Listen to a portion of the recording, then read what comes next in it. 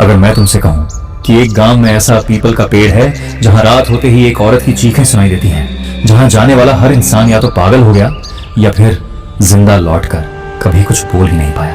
लोग कहते थे वह एक चुड़ैल है, लेकिन सच्चाई कुछ और ही थी। एक रात एक शहर का लड़का उस पेड़ के पास चला गया और उसी रात एक माँ की अधूरी आत्मा उसके शरीर में कैद हो गई। आज मैं आपको बताऊंगा पीपल के पेड़ से बंधी उस औरत की सच्ची और रुला देने वाली कहानी।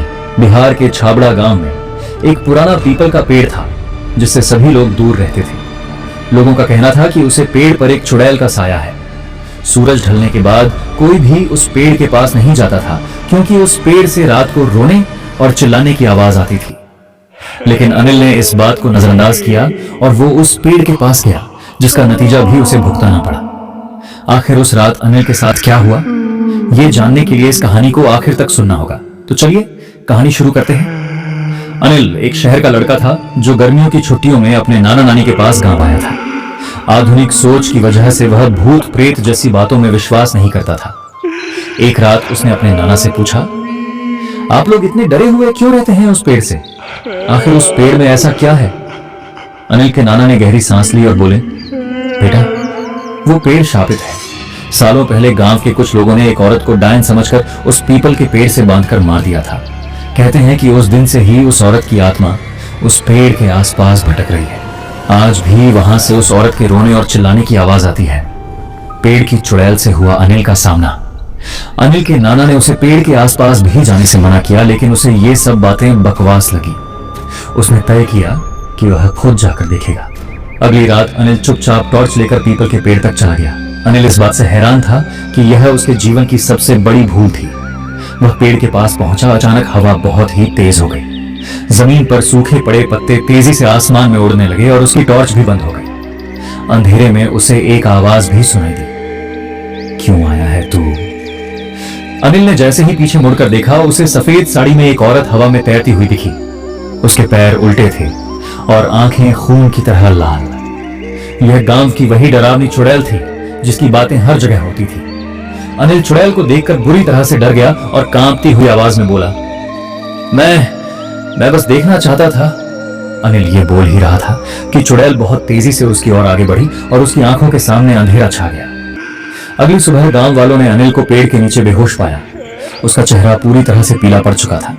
गांव के लोग उसे उठाकर उसके नाना के घर ले गए। अनिल के नाना उसकी हालत देखकर डर गए और उसे होश में लाने की कोशिश करने लगे। जैसे तैसे अनिल को होश आया, लेकिन वो बस दीवार को देखकर बड़बड़ा रहा था। वो बार बार बस एक ही बात बोले जा रहा था, जब तक मुझे न्याय नहीं मिलेगा मैं इसके शरीर से नहीं जाऊंगी। चुड़ैल ने सुनाई अपनी दर्द भरी कहानी। अनिल की हालत देखकर गांव के सभी लोग हैरान हो गए। लोग बातें करने लगे, इसके नाना ने इसको मना किया था कि पेड़ के पास नहीं जाना, लेकिन यह नहीं माना और आज यह है उसका नतीजा भुगत रहा है। इसे भूत बाधा हो गई है। अब पता नहीं है कैसे ठीक होगा।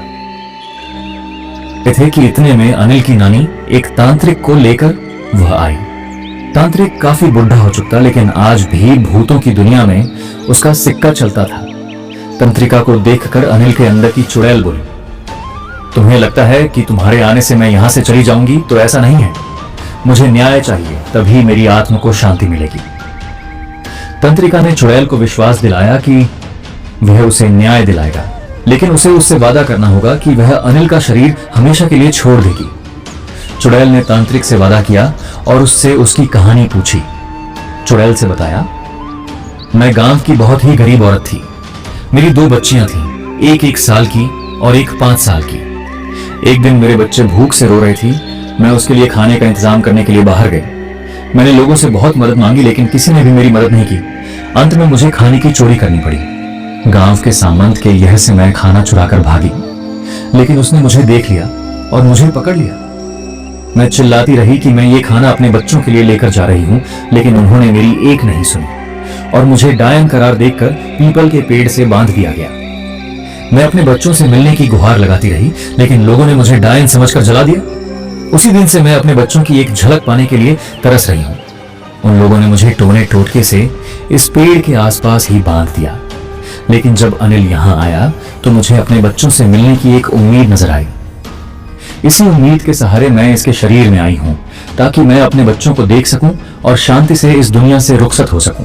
चुड़ैल के श्राप से मुक्त हुआ पीपल का पेड़। चुड़ैल की बात सुनकर तांत्रिक और गांव वालों की आंखों में आंसू आ गए। उन्होंने चुड़ैल से उसके पुराने घर का पता पूछा और बहुत मुश्किलों से उसके बच्चों का पता लगाया। चुड़ैल के बच्चे अब बहुत ही बूढ़े हो चुके थे, लेकिन जैसे ही उन्हें पता चला कि उनकी मां की आत्मा को वो ही मुक्ति दिला सकते हैं, तो वो तुरंत ही वहां आ गए। इन सभी चीजों में 2 दिन बीत चुके थे और अनिल की हालत अब खराब होती जा रही थी। चुड़ैल ने जैसे ही अपने बच्चों को देखा तो वह तुरंत अनिल के शरीर से अलग हो गई और अपने असली रूप में आ गई। बच्चों को देखकर वो भावुक हो गई और जोर जोर से रोने लगी। लेकिन जब उसके बच्चों ने उसे बताया कि उस रात एक भले आदमी आल ने उनकी मदद की और उन्हें खाना खिलाया, तो सालों से अपने बच्चों के लिए तड़प रहा उसका मन शांत हो गया। उसके बच्चों ने उसे बताया कि एक आदमी ने उन्हें अनाथ आश्रम में भेज दिया, जहां अच्छे से उनकी देखभाल हुई और लालन पोषण के बाद उनकी शादी कर दी गई। आज उनका भरा पूरा परिवार है, जहां वह काफी खुश है। अपने बच्चों को खुश देखकर चुड़ैल भी खुश हो गई और बोली, बच्चों, इतने सालों से मैं तुम्हें देखने के लिए ही तरस रही थी। आज मैंने तुम्हें देख लिया है और तुम्हें खुश देखकर मेरी आत्मा तृप्त हो गई है। अब भगवान मुझे शांति जरूर देंगे। ये कहकर वह धीरे धीरे वहां से गायब हो गई, क्योंकि अब उसकी आत्मा को शांति मिल चुकी थी। इस घटना के बाद अनिल ने एक सबक लिया कि कभी भी अपने बड़े बुजुर्गों की बात को नजरअंदाज नहीं करना चाहिए। कहते हैं कि वह पीपल का पेड़ अब श्राप मुक्त हो गया है, लेकिन लोग अभी भी उसे पेड़ के पास जाने से डरते हैं। क्या तुम भी उस पेड़ के पास जाओगे? कमेंट बॉक्स में जरूर बताओ और जाते जाते इस चैनल को सब्सक्राइब करके जाना। इस तरह की स्टोरी इस चैनल को रोज सुनने मिलेगी। चलिए, गुड बाय।